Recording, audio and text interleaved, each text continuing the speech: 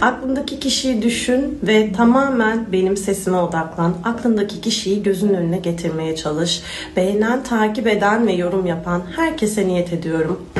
Enerjimi sadece sana odaklıyorum ve senin adına kartlara yoğunlaşıyorum.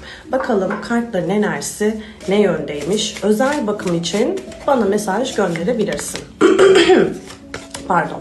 Gelen kartların enerjisine baktığımda karşı tarafın enerjisinde toprak olabilir, su olabilir diye ifade ediyor. Kişiyle bir kalp kırıklığınız olabilir. Özellikle karşı tarafın enerjisine baktığım zaman ben senin kalbini kırmış olabilirim.